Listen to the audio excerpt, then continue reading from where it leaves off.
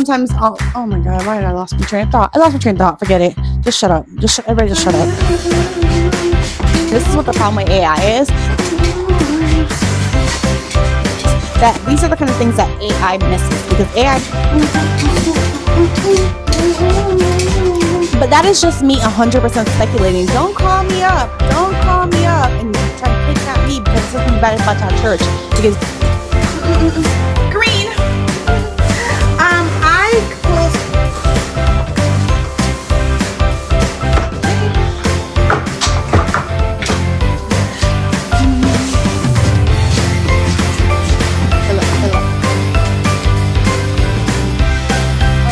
It works really well. It works really well.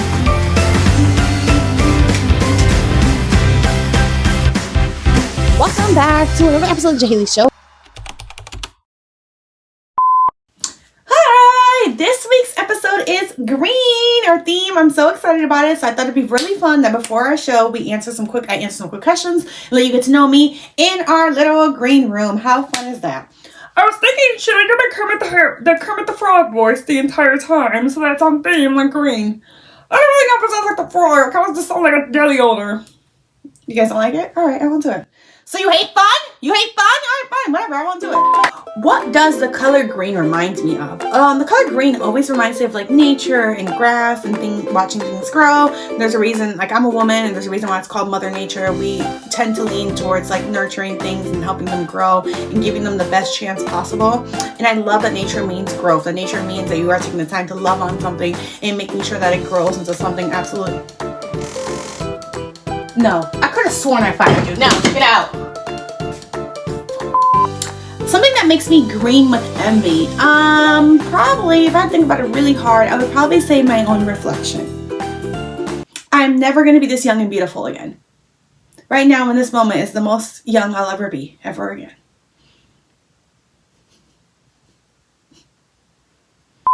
That's a good one. I think I would probably say, in no real order, green apples, green beans, green day, green eggs and ham,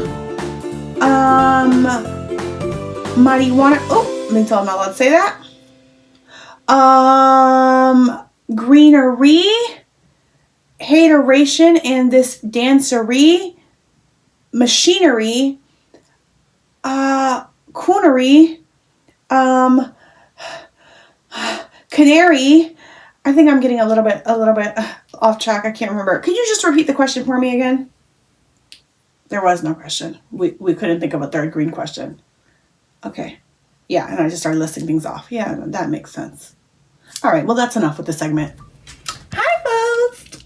I'm so excited. I have a great show for you guys today. Today, our theme is green. I don't know if you can tell, if you can see it. We're going to do a little green today because I love the color green. Vibrant. It's healthy. It gives health as well. It gives money. I'm saying, like, it gives abundance. Like, it gives growth. Like, yeah, that's the theme for today for sure.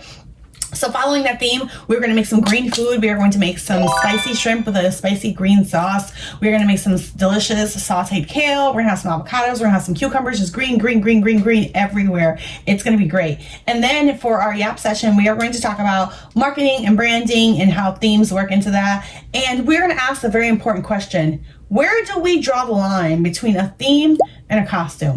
When does branding become costume? And what is too much of a theme? Where do we draw that line? Where did you take it just a little bit too far? All right, enough. You proved your point. We're sick of it. Where do we draw that line? We're going to find out today, okay? So buckle in. I'm going to do my final touches, and then I will see you over there.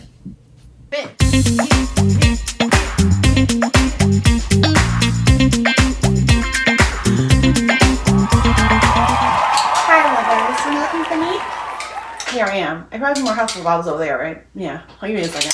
Hi, everybody. We're in the kitchen with it. We're having all our green. We're in the kitchen with it with all our green. I asked my landlord if I could paint the kitchen green so I can match our theme for this weekend. And he told me, no, you cannot paint your kitchen green for an online video.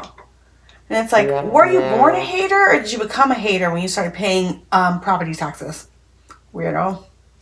As you can see, everything green, everything on theme, very cute, very nice, okay? We're going to make some food, and that it's going to be healthy, and it's going to be delicious. Green is about nourishment. Green is about peace and positivity, and about growth that grows in a great environment. And therefore, who did this? Who did this? What's today's theme? Alicia, I will shove this so far down your throat, you will fart onion powder. Do you understand what I'm saying? Do not play with me today. Right now, Sean, I have some shrimp here that I cleaned and deveined, and it was easy peasy and not at all disgusting. And I'm going to hit it with some garlic salt. I have garlic salt here, as you can see. Boom. And just a little hint of that. Right, a little hint. I know, you know when you ask me after $20 and you expect them to send you 100? That's what I mean when I say a little hint. And then I also have this brown sugar bourbon that I like a lot. That's kind of like a barbecue smoky flavor that I like. And I'm just going to do that. Those two things. Not too much because our sauce is super flavorful. So I just want the shrimp to have like a nice kind of barbecue base. I also have a little bit of liquid smoke, and this is applewood flavor. Did I grab it just because it's green and we have a theme going? Yeah, maybe just a little. Stop putting this in here! I also like to add liquid smoke to stuff because it gives us a nice barbecue flavor, and it gives us the illusion that we took our shrimp right off the grill, and I really like that smokiness. It gives us a nice smokiness that the grill would give you, and it also lets me live in a daydream where instead of living in a small little apartment, I live somewhere I can afford to own a house. And in the house that I own, I have friends, and those friends come over, and I host dinners. It's a girl can dream. Let me be delusional. Green. I pulled. Okay. Okay, so I pulled out skewers, and I'm gonna put our shrimp on skewers for no real reason, and just because I think it'll be a pretty presentation. Okay, so I'm just gonna boom, stab them in the heart the way my ex-boyfriend did to me, and then we're just gonna put them off to the side for a little while longer. We'll do 3 on each stick because we're just gonna cook them in a pan. But look how much cuter it looks like this, right? Mira eso. Yeah, it's cute, mommy. It's cute. Just trust me, mommy. It's cute. We're gonna take this shallot here because you guys insist on throwing it in my face, and we're gonna pretend like she's green, and we are just going to chop her up. I'm excited about our even though I'm being told that they've already trademarked that, and I can't really call it that. 3 slices, thick cut of the ham from green eggs and ham, or as I like to call it, bacon. And I'm just gonna give them a rough chop. I like them to be still kind of big, so that they don't get lost in our grains here. My favorite thing about this recipe is the fact that it is not vegan.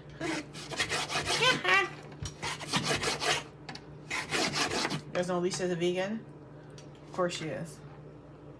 God, just when you think she cannot get more obnoxious. Okay, start fire. Leave it. Literally a little bit, the littlest, tiniest bit to just cover the bottom of our pan. Just to give us like somewhere to start. Because the bacon is going to create its own grease and stuff, and that's going to be yummy and delicious. So we really don't need that much, okay? And then I just don't even wait for it to heat up. I just add it in right away. Add everything in right away. So adding in our onions and our bacon, and we'll let that sit until it starts to make some noise. You'll hear it. So over here we have a ginormous bowl of our beautiful green kale, and I'm going to add some lemon to it. I know we have limes, but lemon is a little bit better on kale, so we're just going to use that. We're going to give it a good squeeze over our kale, and we're just going to give her a nice little toss and a mix. Massage that in. And just make sure you're washing your hands after it. The onions and bacon here cooking. Now that my onions and my bacon are both crispy, I'm just going to add in all of my kale on top. Well, that was dramatic. And I'm just going to let the kale get sauteed in. It's going to pick up all that nice bacon grease for us and get kind of salty and delicious. We're going to wait until it's sauteed. It cooks down a little bit to give it with some seasoning. Back here, I have some water boiling, and I'm going to make a second veggie. And I bet you you cannot guess what that second veggie is. I bet you no matter what, you could have never seen this plot twist coming. Green beans! So I'm just going to pull off the stems on them, and I'm going to add them into the water for us. Why are we making green beans, you ask? Here. Likes the theme, and she likes to stick to it, okay? As you can see, now that our kale has cooked down quite a bit, it's almost done. We're going to add in some pepper flakes. and some garlic powder. We should be good on salt. I'm gonna taste her in a second, but we should be pretty good on salt. But I'm tasting it and she can use kind of salt. So we're gonna hit it with some of this garlic salt. I want to save a little bit of this lemon juice for our green beans, so just like a tiny little squeeze. And then we're gonna push her off the side. Should be all set. Okay, so there's our sauteed kale, nice and spicy, done, delicious. Again, no grill, but a real hot grill knows how to improvise. This one's gonna give us nice grill marks. I'm gonna use this pan here. I think I'm gonna hit them with a little bit more seasoning just so that it's covered all over the top. You know, I want to get a little bit of like blackened marks. Our pan is hot. We're gonna hit her with a bit of oil. Did I let it get too hot? Yeah, I probably did. What about it? And then we're gonna hit our shrimp on there. Beautiful. Sizzle. No chilies, but we got sizzlers. Probably look on one side and turn them over, cook it on the other. Last but not least, let's make a little cucumber salad. When it comes to cucumbers, this is weird, but I like to like cut off every other section of the skin because I just like to hold on to the skin so they don't fall apart, but not so much that it's like I have to chew through them, you know? So just gonna slice those some cucumbers super thin. I'm just gonna slice her up as well. I think I might dice her. Got a nice little lime here. Green. Y'all, she's cute. Lime juice. I can hit it with some cilantro. Do I have some? No. Just a very simple. And then I'm also gonna hit it with like, I have this vinegar juice. This is vinegar that has been sitting in with my onion. I'm just gonna hit it with a tiny bit of this vinegar. It's literally the tiniest bit. It'll like flow out of there. We have these little microgreens that I'm just gonna toss in there as well. These are like micro kale, I think it is. I'm just gonna mix them there so we have some more. What's such thing as too much green? Yeah, right. I'll give her a nice little mix. Oh, salad. My green beans are done. I'm just gonna hit them with some butter and some of that garlic salt, and that's it. If somebody on my team is dairy free, guess who? So we're just gonna hit it with the garlic and the butter. But if not, I would usually add a little bit of Parmesan cheese because Parmesan cheese on green beans is really delicious. Okay. Sauteed kale here at the bottom. A little side of our green beans. Sauce. Like this looks pretty. Our little cucumber and avocado salad. Just make a nice little bit of that underneath, I think. Released. We're going to toss it with this delicious, very spicy little green sauce. And the recipe for this sauce is on my shorts and on my TikTok. So if you need the sauce recipe, you know where to find it. I can't believe I'm almost out. I've used so much of it. We're just going to give her a nice little sprinkle on top. Little goes a long way with the sauce because it's super spicy, especially after it's been sitting in the fridge for so long. So we're just going to leave it at that. But that is our very pretty, our very pretty, very delicious green plate. Oh my God, I'm so excited. I'll tell you guys a behind the scenes fun fact. I actually didn't get to eat that. I had to run downstairs to give it to my sister. I didn't buy enough shrimp for 2 portions. So there goes my dinner. Guess who will be ordering Popeyes? Oops. This little cucumber salad has no business being this good. It's actually bomb. The marinade from the onions like give it a tiny bit of sweetness. Oh my God. Yeah, that is good. Get ready now for the best part of the show. We're going to have our yap session. Yay. I'll see you guys over there in a second, okay? Hi,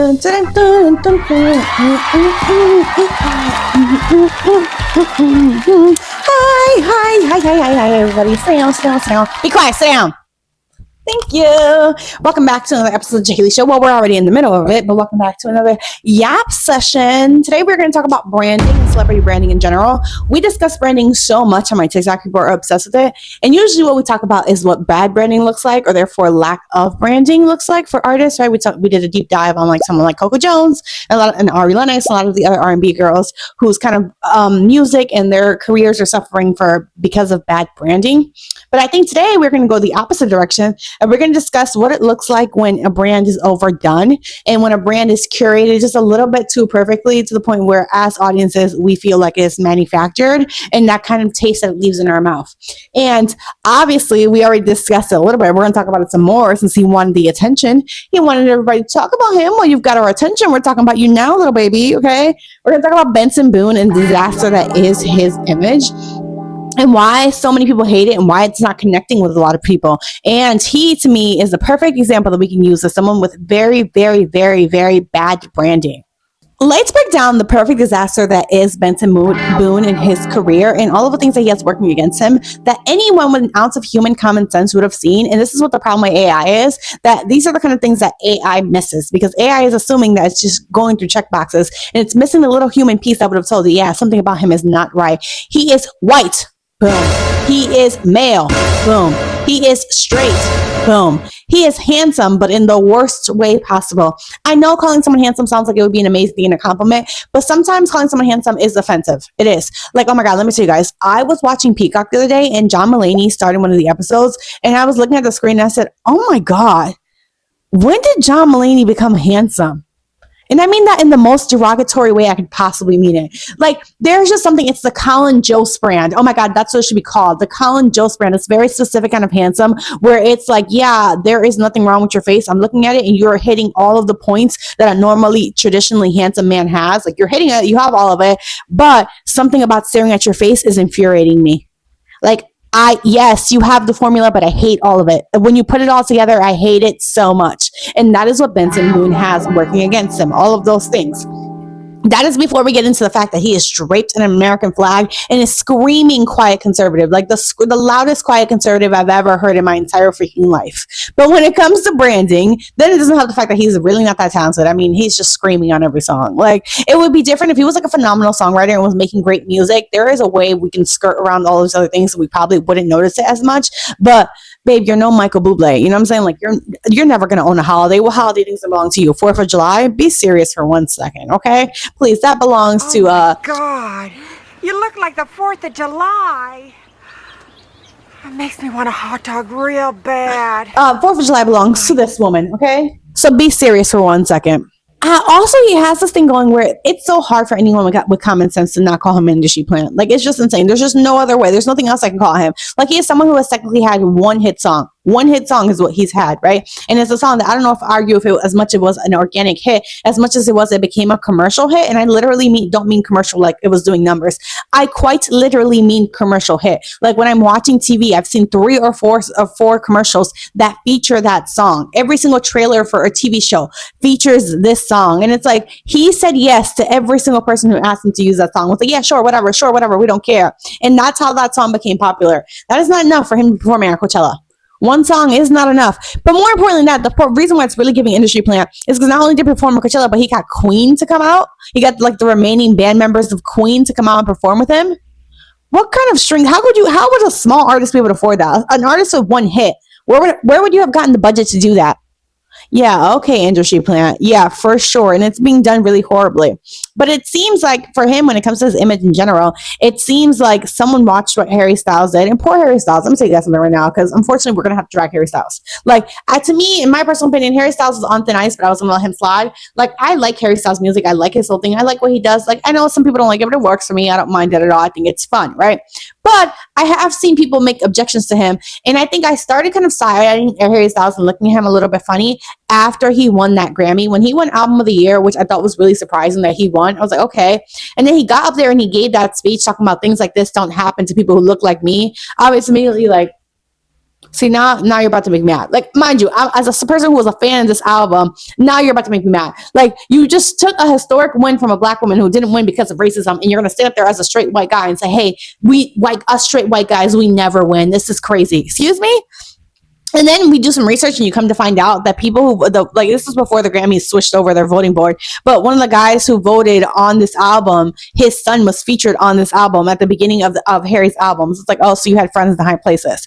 And then it just started to put it into perspective for me about how much of Harry's career was really pushed. Like it wasn't just all raw talent and that his albums were so good. It was that somebody, like a big record label, tied their horse to this wagon and like 100% just invested a bunch of money to push him. Like it started to make me realize like how inorganic his rise was to fame, especially if we're going to compare it to something like Zayn, which I've always said that I think that Harry's success belonged to Zayn. Zayn to me was the more talented one out of the two. So then seeing the way that Harry rise and the kind of extremes that people went to bring him, and like he starred in all of those movies, he was in all of those high profile relationships. Like I'm like, there was a machine working behind you to make you this popular, and that's insane. And I would have never noticed that had it not been for that Grammy speech, because again, I like his music, so he was kind of sliding by me.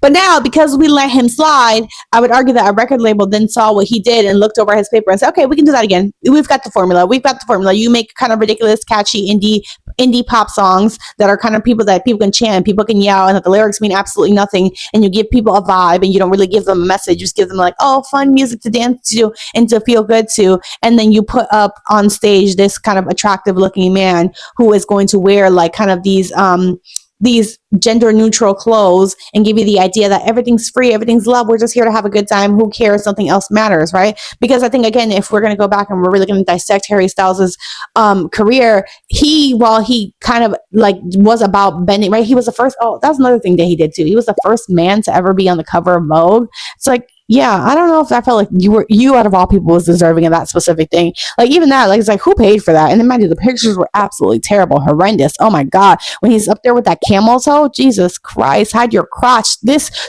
magazine is going to be featured in the grocery store. There are children in the grocery store. Please cover up, be a lady, cross your legs. Oh my God. But there was all these things that he did that really just didn't make any sense to me. So I feel like Benson Boone's people just looked over to see what he was doing and we're like, all right, bet we'll just copy his exact formula since everybody bought what he did, we'll do it again here. And I think there's something about like the climate is changing in people's way, like PR as a whole is changing so much, and I think more PR people need to catch up. Hopefully PR people will start hiring younger and younger people to understand that like the public is becoming more aware of publicity stunts, right? They're becoming more aware of when artists come out of nowhere and are some of the biggest artists in the entire world. And again, because we are able to watch smaller artists have really organic come ups, like we're watching people like Doechii struggle and like kind of hustle for 8 years, and then when she finally has her come up, no one is screaming industry plan because we watched her at the bottom. You know, people who are fans of hers watched her at the bottom kind of build it up very organically. So when someone like Benson Boone comes out of nowhere with like half the talent, if that, and that's me being generous, with half the talent and suddenly is like headlining shows and stuff, we're all just so confused. Like, where did this come from? Mind you, he has like 7 million followers on TikTok. It's like, how do you have 7 million followers on TikTok and I make a video talking junk about you and literally only like you only have one person in the comments defending you? Like, where did you get 7 million followers if you don't have no fans? Like, make it make sense. Please, somebody do that math for me and really try and make it make sense to me. But more in part, it's like this cosplaying. Like, I mean, Harry Styles was doing it too. He was cosplaying Elton John and like kind of like eating off of Elton John's plate. And now we're watching Benson Boone do it. And again, it specifically doesn't work with him because now we have this audience of people that he is trying to appeal to, who I would argue are the most politically aware people we've had, generation of people we've had, and God knows, probably since like segregation, right? These people who like, we want to support artists who care about our rights, who are fighting for the right things, who are not in support of all of these evil things that are happening. And we want our artists to be vocal. We want our artists to stand for something. If we're going to give you a platform of 7 million followers, we expect you to be using that platform responsibly, to be like sharing out and like sending news and, you know what I'm saying, like making sure that you're using your platform to advocate for people, for disenfranchised groups. And when we don't see artists doing that, it's like, okay, well, why should we support you? Why should we make you millions of dollars when we're broke, at home broke, and you can't even be bothered to make an Instagram post? You can't even bother. Like, yeah, no, absolutely not. And like him soft launching like with the American flag, it's just, all of it is again very, very conservative, very conservative. Let's, before we even get to his little Mormon background, like very much being paid for by the Mormon church, career being bought through that cult. Sorry, you heard it here first. Career is being paid for and bought through that cult. Sure. That the Mormon church is writing him off as a tax credit at the end of the year. For sure. Okay. But that is just me 100% speculating. Don't call me up and try and kidnap me because it's something bad about your church. Because y'all bring me into your cult, I promise you, I'll turn it up. I'll turn every girl in there into a lesbian. Yeah, it'll be arts and crafts, scissoring down. Clap. You guys like lesbians? Yes. Look at you over there, a little gay. Yeah, I see it. Speaking of, back to this. Again, Benson Boone's the biggest issue, and then poor Harry Styles is not being dragged into it because people are like, hey, if we're going to drag Benson Boone, then we should drag the person who inspired him, which was Harry Styles. And it's now having a conversation about, hey, you are stealing from queer culture, right? Like you are cosplaying as someone non-binary. You are doing kind of things that queer community is very much known for, and you are using it as a way to make a profit. And that gets me to like my main point that I want to discuss and why that's so different when they do it versus when somebody like Lady Gaga, even Lady Gaga and Katy Perry are two good examples of one's branding being done well versus another brand being done wrong, right? And this idea of like, hey, when is a specific theme too much? What's the difference between good branding and just you're throwing a costume party and it's enough? Like, you know what I'm saying? Like you look like a clown. Like, where do we draw that line? And for me personally, I think that it becomes, because I know about this, I'm good. I've never ever taken a theme too far. I do just enough. I keep it tasteful. Okay. Is green with all our green. I don't know if you. I think that let's focus. I don't even know why you would insert that clip in there. Alicia, focus on the thing I bring here. Hey, we're dragging the white guy, not me. Don't bring that in here. I think one of the good examples between the two. Okay, so we'll keep it simple. We'll start with Katy Perry and Lady Gaga, for example, right? Like, why is one campy and the other one just kind of embarrassing?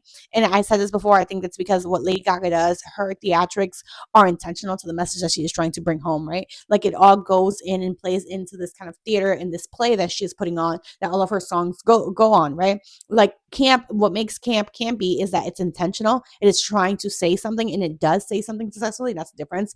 When Katy Perry does it, right, we're all just like, I don't get what. It's like, why are you an astronaut now? Like, what is the message? What is the point in this except for the fact that you are trying to bring home theatrics? Like, what is the theme? What are you trying to say here? Do you have something to say? And then coming out that underneath all of the theatrics and all of the stunts, she has absolutely nothing to say, and that's the reason why we find it cringy. That's the reason why we find it ridiculous. Now comparing Benson Boone and what he does on stage and his outfits and all of that, right? And we're looking at it like it's so ridiculous versus someone like Elton John doing it, and we revered Elton John for it. I think it's because when Elton John and Freddie Mercury were doing it, they were trying, specifically Elton John. Elton John was representing because he was part of and he was also advocating for a marginalized group, right? During a time where the AIDS epidemic was running amok and homophobia was the highest it's ever been. Elton John was being openly gay and was using his platform to advocate for gay rights and to fight for AIDS research and AIDS funding. So him dressing in his shiny and sparkly outfits and these outfits that were kind of gender neutral outfits was more about him making a statement about his refusal to feel shame, which is what that presidential administration was trying to make these people feel. Like that if you were gay, you should feel ashamed. You should keep that a secret, that you should hide somewhere, right? And Elton John getting up on stage and dressing like that was a form of protest.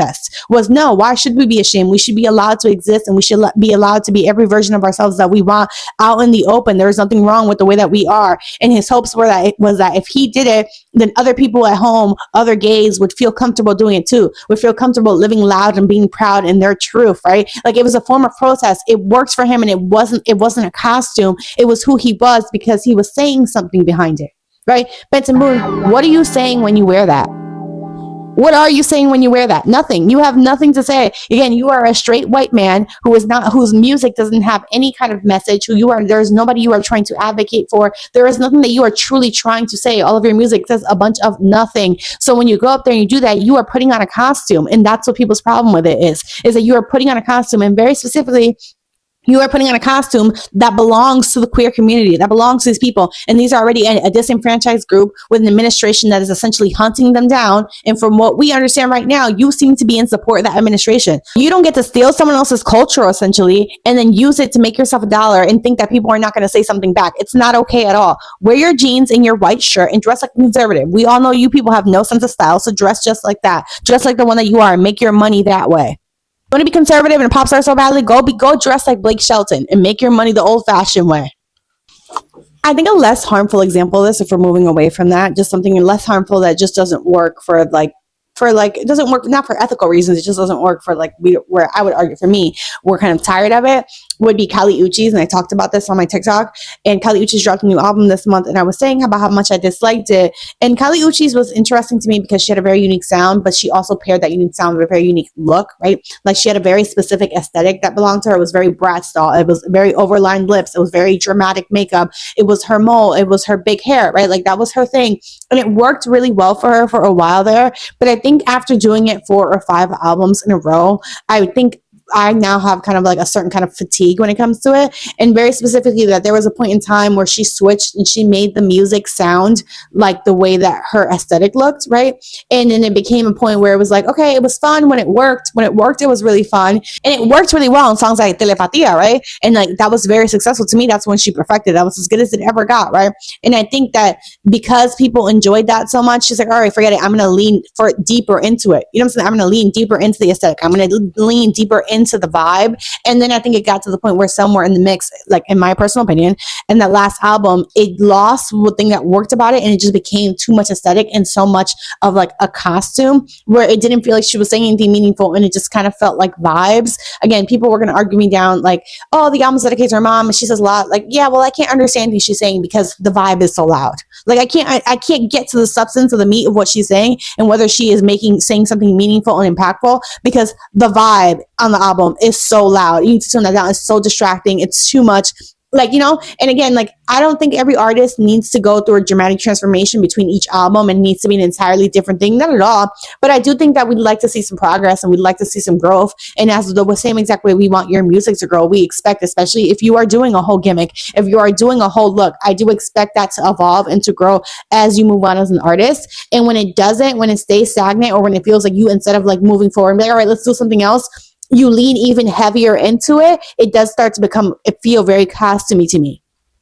It does start to feel like a gimmick. I would argue that Sabrina Carpenter, who I love Sabrina Carpenter down. I think that this entire thing that she did for Short and Sweet was really beautiful. I think it was done really beautifully, right? Like, and I loved it so much. I think it was so smart. I think her team killed it. But I do think that it's time to move on from it. And I think that we'll put the nail in the coffin for it for me to the point where now I'm like, all right, now it's gimmicky. It's like, now it's not fun anymore. Now it's like your costume. It's like you're on stage, you're performing, and this is all an act. Now I don't like it anymore. You know what I'm saying? It's, you know what it is? It's one of those things where it's fun when a small part of my brain thinks that you're doing it by accident, right? Like when I'm still believing, even though obviously we have conversations, we know it's not true, but when a part of my brain believes that you just woke up out of bed and you threw the song because that's just how you like it and that this is who you really are, even though I know it's an act, while I'm buying it, it's fun. It's like when you're watching a movie and it's like you're having the best time ever when you believe these characters, but then something switches in your brain, you suddenly remember that they're all actors and they're faking and that the set is fake and that there's cameras and that this is their 5th take and you can see all that and suddenly the movie sucks.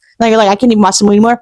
To me, it's like that. It's like, yes, I do know that she is acting. I do know that this is all fake and it was created. But when I'm buying it and when it feels real to me, it's really fun. But the minute that I suddenly remember that, oh my God, this is a movie. Oh my God, this is an act. Oh my God, this is like a persona that you made up. Suddenly I'm not having fun anymore. Suddenly I'm like, I want it to stop. And that's what it is for me. So I was having a lot of fun with it. And recently, I think I would argue, this is really silly, but I would argue that the Met Gala look, this look right here was the thing that pushed it over the edge for me. Whereas the thing was the nail in the coffin of me being like, I hope this era is done. And I hope the next era, you're not going to still be doing this pinup girl thing. Like, I really do hope that you're not doing this 70s go-go doll, like none of that anymore. Like, I really do hope that you would be evolving and changing into something else in a different aesthetic and doing something completely different for the next era.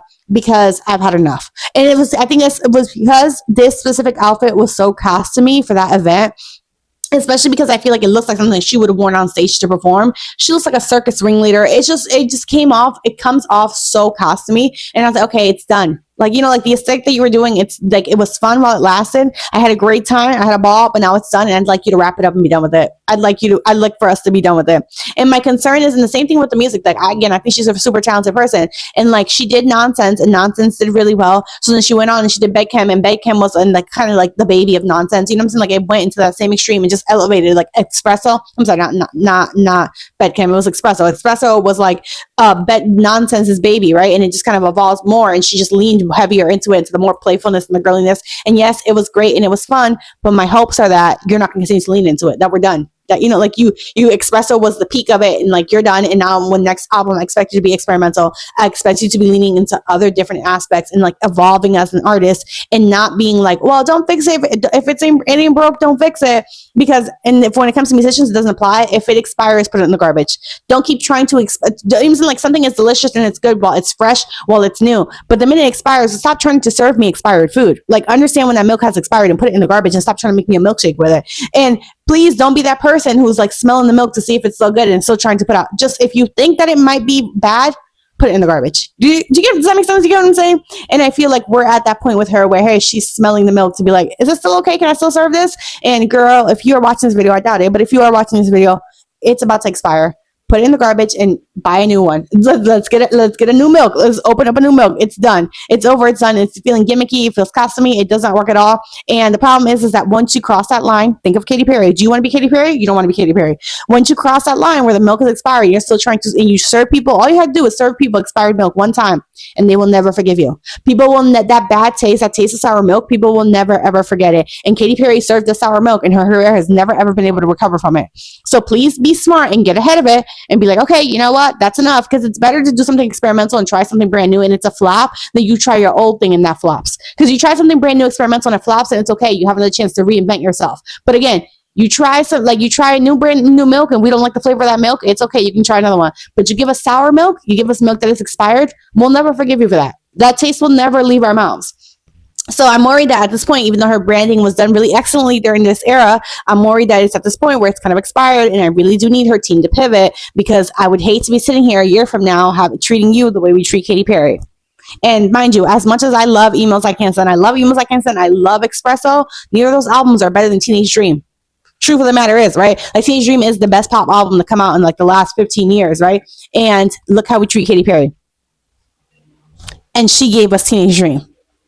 So just keep that in mind. I want more artists to keep that in mind. But this is a conversation about how branding can be this amazing, great thing. It can be the thing that elevates you, but it requires you to be on top of it. You can't have the same brand forever. I mean, like, especially not when you're going all the way, when you're being gimmicky about it, right? Like when you are doing something subtle, like a ring, like Mariah Carey with her butterfly. I think Mariah Carey could have kept butterfly going for 20 years. No one would have cared, because it was very light. It was very subtle. But when you are going full theatrics, when you are going full costume, when you are going full, like, creating a persona, yeah, babes, you can only do that. That has a very quick expiration date. You can only do that but for so long.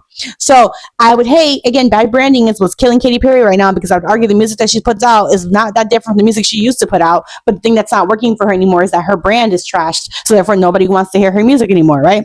Benson Boone is putting out music that's very similar to Harry Styles, and it's not working for him because his brand is very bad and nobody likes his brand. If he was making the same exact kind of music, but he was dressed like Ed Sheeran, no one would care. But his brand is bad, so therefore no one wants to hear it. Everyone absolutely hates it. Do you get it?